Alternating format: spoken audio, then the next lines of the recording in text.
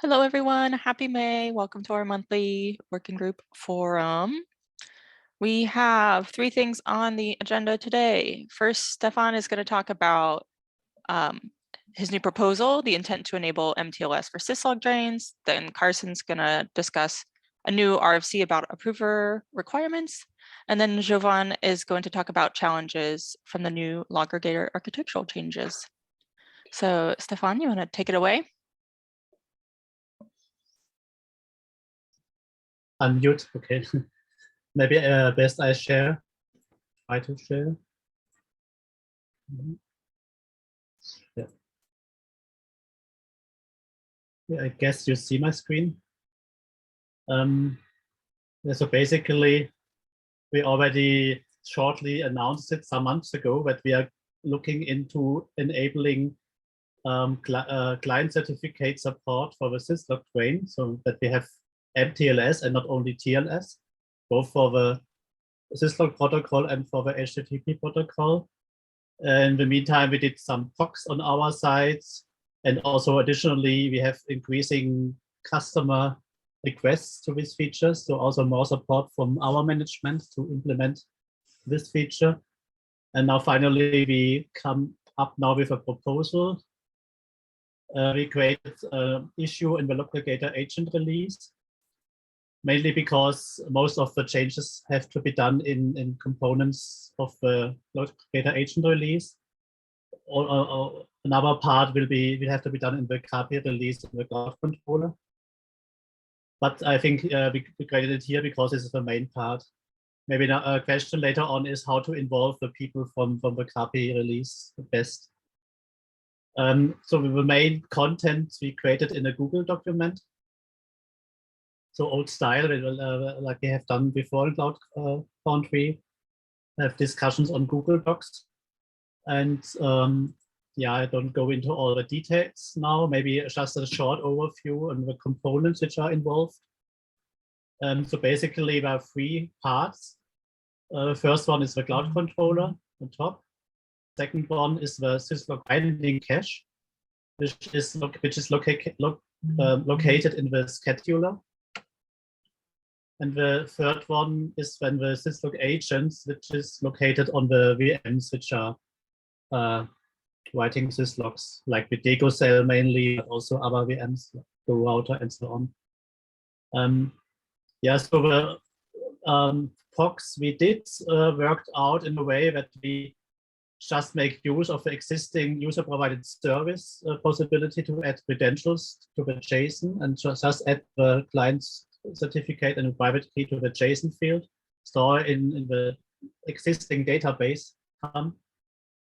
And the change which has to be done on the cloud controller side is that we have to enhance the internal API call to get the syslog drains, so that it also sends out the client certificate and private key.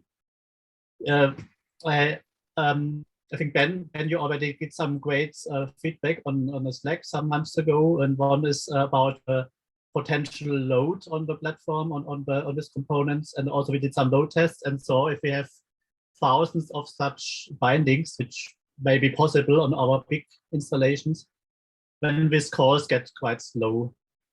So we have tried to come up with ideas to better handle caching in the syslog binding cache, so that we don't send all the client certificates over the wire all the time for each call. So we have 2 options which we want to discuss maybe also, and also we are doing additional POCs that we include timestamps and only retrieve the changed certificates. Maybe I don't go into all the details here, but this is mainly to enhance the scalability of a feature, so we don't get into risk that it breaks when the customers adopt it, which would be not so nice. Then in the syslog binding cache, we have to, of course, to store the credentials, and here we want to do it in a smart way, so that's not, as I said, that they're cached in a better way. And finally, the call from the syslog agent to the binding cache has also then to retrieve the credentials. configuring client certificates in the syslog agent was quite straightforward. So it worked just quite well using the existing Go clients libraries. Also, we looked into the aggregate trains, and yeah, so worked also quite okay. So we don't have a concrete implementation yet where we combine both aggregate trains and user-provided service syslog trains so that it makes as much as possible reuse here in the syslog agent. Yeah, but I think we now wait for feedback here on this proposal. If you don't see a blocker, then we would also then soon start with pull requests of different parts. But maybe we'll first wait and I hope that there will be a discussion on the proposal. And yeah, we're very keen on bringing the feature in, so to say. Yeah, so so in this working group, of course, we have only people concerning about these two components. So maybe then one follow-up question on my side is, what would you think would be the best way to make people aware from Cloud Controller? Well, Greg here is the working group lead for the group that includes Cloud Controller. So maybe he can answer. I guess I have a meta question, and some of this is just still getting used to the CFF process. But I'm wondering if a project like this would be appropriate to have an RFC for. I know you can have working group level RFCs, and we have had some like semi-technical RFCs before for like the move to Jammy as the default stack for CF deployment. So that could potentially be a way to put more artifice around this, or more process around this rather. I'm not necessarily endorsing that, but that is potentially an option. I'd say the other thing you can do if you haven't already is in Cloud Controller, in the Cloud Controller repo, open a separate issue for this item, linking back to the Logregator issue you opened. And then I can help boost that to get some feedback on that. That's also a thing which came up into our mind. Also, we spoke with Stefan Merker, who is also in the talk, and who is, I think we already discussed all of that with the team of Stefan Merker, and I think he himself is aware of it, but I think he said it would be best to create an issue in the Cloud Controller repo. And I look into his RFC, so how it's maybe if you think it's a good way also to create just an RFC, we can also do that. Yeah, I don't know if it I don't know if it's necessary in this case. I think at least I'm still getting a handle on when it makes sense to create an RFC for a project and when it doesn't. So I'm not going to wholly endorse it, say that it's the proper way to do things, but it is a potential tool if we're having trouble coordinating across or coordinating this process across multiple teams, and we want to kind of force buy-in. Then an RFC could be a tool for doing that. Do you have any pointers? I don't know this process exactly, to be honest.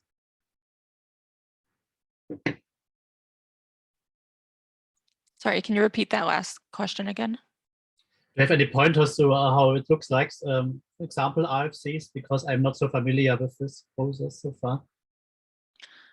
Yeah, in the community repo, there's a folder with the RFCs. The one that Greg mentioned is the Jammy one. I kind of see the RFCs as more of like, the Jammy one is a good example of a technical RFC. It's like, we needed to get buy-in on Jammy and everyone had to do it like because we need to stay up to date. This to me that you're proposing is more of like a feature. And so it feels less like an RFC to me, as long as we can get all the working groups, aligned and working together. I like what you've put together so far. Thank you for putting together the stock and making the issue. Oh yes, and there you go, Greg just linked to where the RFCs are for future reference. And Carson will show one soon. So Stefan, it sounds like you're asking for feedback. Either now or in the document. Sure. Yeah. I'll definitely need time to read it.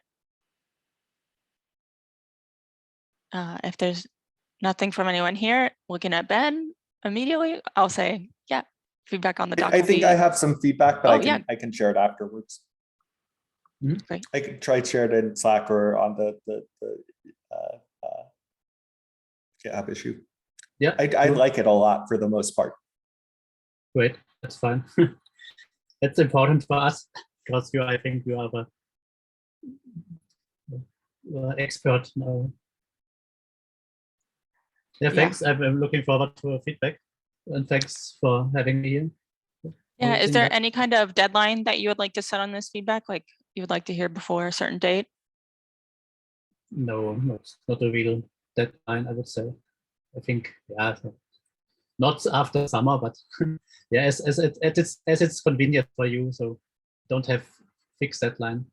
So we also have ideas for doing POCs on our side and have something to do, not yeah, we are not dependent on direct feedback currently.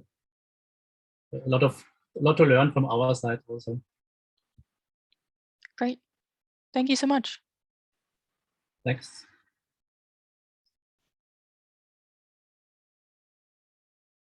And if you want to stop sharing your screen, yeah, I'll let Carson take over. Cool.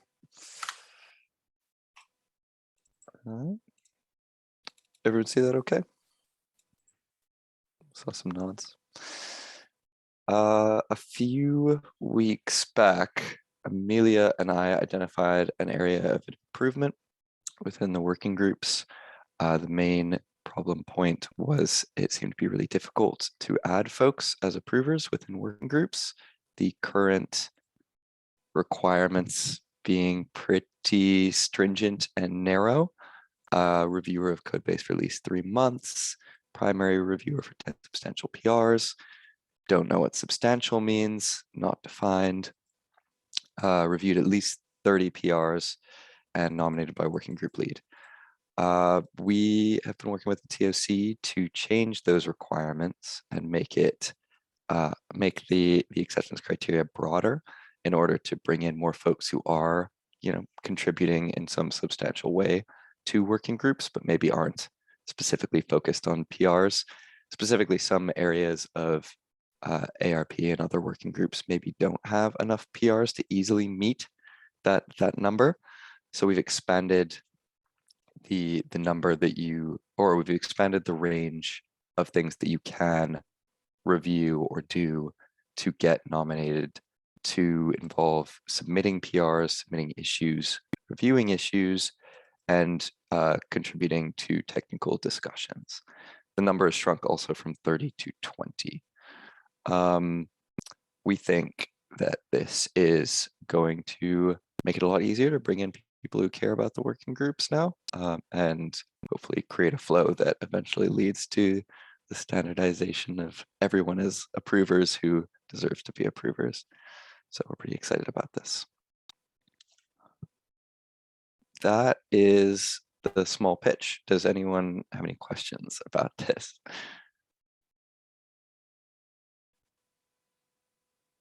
Nope. All right. Well, if anyone on your various teams is looking to become an approver, now they know how to do it, and they can use that those resources over time after 3 months to submit submit a PR and request to be added as an approver. Maybe one short question. How are you defining being a reviewer? Sorry, could you repeat the question? How do you define being a reviewer? Sure. So the intention there is to have people who are interested in becoming a reviewer, join a working group meeting and request to be added to reviewer files for teams for the area in which that they are interested in joining. I think a lot of teams, on this team, we haven't actually, I don't know if we have the reviewer files ready to go, because we need the teams in order to set up a rotating like round robin reviewer style. Otherwise, every single person gets pinged in one go.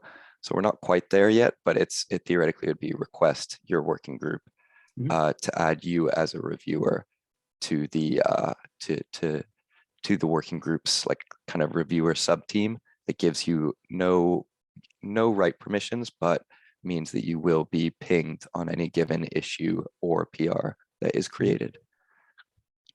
Thanks. Yeah, currently this is being done manually by people who've reached out to me and asked to be reviewers. For example, Rebecca in the logging area from VMware. You know, she's not an approver, but she's on the team and does work. And so I assign issues and PRs to her, just like I do across. But then of course she has to pair with a real approver to get them merged. Doesn't have access to that. And so that's the very manual way that it's working right now. So if you do have anyone at SAP that wants to become a reviewer, have them reach out to me and we can get that started before we get the automation set up. Okay. Yeah, maybe we think about a local data. We'll find someone. For at least a few of the working groups, they've split up access amongst their projects inside the working group. Is that something that this, like, how would that work with this? If we had different approvers with write access to Diego versus networking versus logging. I think our intention is that this represents the area which you would become an approver in. So I do not think that this translates across areas within a working group. Okay. Yeah. Will there be any minimum number of approvals for a pull request so that it gets merged, or how are we going to do this? Because at the moment you at the VMware or at the masters, for example, for us for Logregator, we've opened many times like pull requests or suggested questions, opened up issues and joined the technical discussions often. So if you're like at the moment we have an overview of the code, but we don't have access to any test infrastructure. We have to set up something on our side, or if there's something like a general thing, what should be done in order to verify that a pull request is good?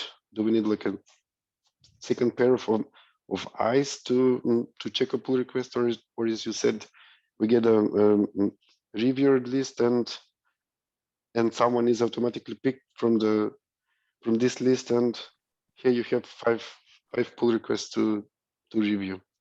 So how do we verify that we don't make any errors there? I think I heard two questions in there. One was, what does it take for a PR to get approved and then merged? And the other was like, how do we select who to approve on that process? Is that right? Yeah, that's correct. Yeah. Okay. So the first one, how does a PR get approved, is maybe not in the scope of this RFC. And I think maybe we could, if you want to table that for a second, we could talk about that in general. The second is, I'm sure Amelia knows that process better than I do. And then the second one, how do you select who to request as an approver? That I think is where the reviewer flow comes in, where currently it's manual. Someone will be selected for you to review the PRs, but hopefully soon automated, where you automatically get a reviewer assigned. If no one is looking, if the reviewer is not like actually reviewing your PR or issue, maybe it's time to ping in the Slack channel or add someone else who you know is an approver and you want their eyes on. That is at least the current flow as I understand it. Okay, Someone can correct me if I'm wrong. Up until now, whatever we do, we were also writing something on Slack and pinging Ben, but I guess at some point in time he will yell at us because we're always pinging him for such things. That's why. Yeah. Yeah, Ben is pretty nice, but Yeah, no. that's also that's it's a bummer that that is the current flow rather than Okay. Great. but I'm gonna call it on time, just so we only have a couple minutes, 8 minutes left. Thanks so much, Carson. I'm excited to want to get our first new approver. Jovan, you want to take over? Yeah, sure. Thanks. I wanted to discuss the new situation about the new log aggregator architecture, where the Doppler and the log cache processes are being split in separate instance group. We're almost done with our load test. The initial results are pretty good. It was a good decision to do this change, and we'll publish the results, I guess, tomorrow or the day after tomorrow. But one thing that tingles me personally is that for 2 consecutive releases, like we haven't found a way how to do the upgrade properly. Is there some downtime for the CF lifecycle operations, because the cloud controller asks log cache to get container metrics, and during the upgrade, the route to the cloud controller is being configured manually as a config parameter, and the Bosch DNS is not ready with the log caches and propagating the domain there.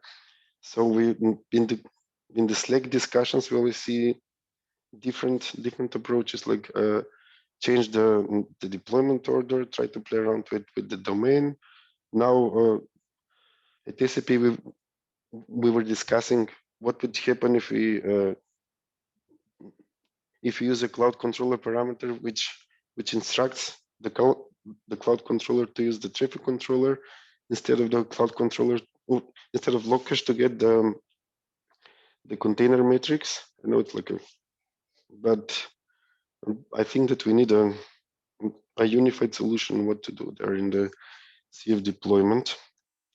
It's one thing, and the other thing what we found is that the way how the aggregate chains are being built, and the syslog agents now sending data to the log cache, is that these connections are being renewed every minute, and as the Bosch DNS is not such good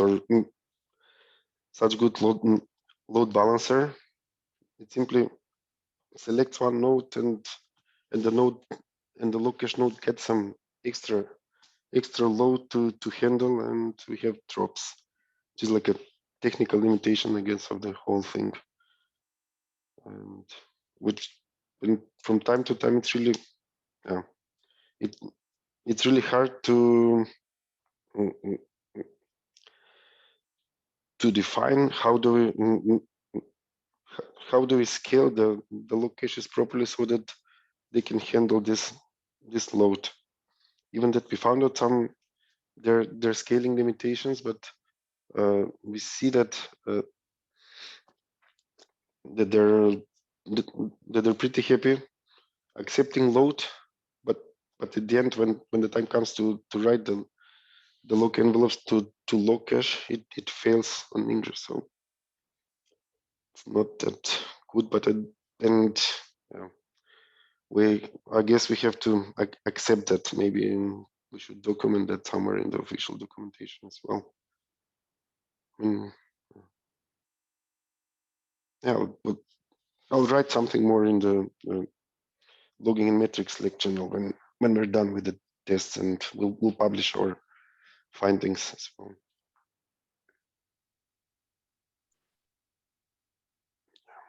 Yeah, that's what I wanted to mention. Thank you. Thank you.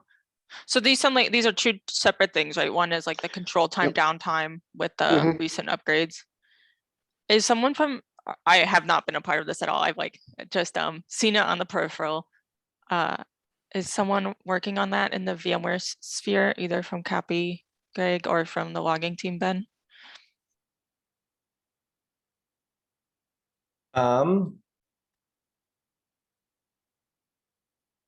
Not that I'm aware of. I'm also not aware of anything on the Cappy side. I can double check on it, but I don't think this is something the Cappy team is paying much attention to. Okay.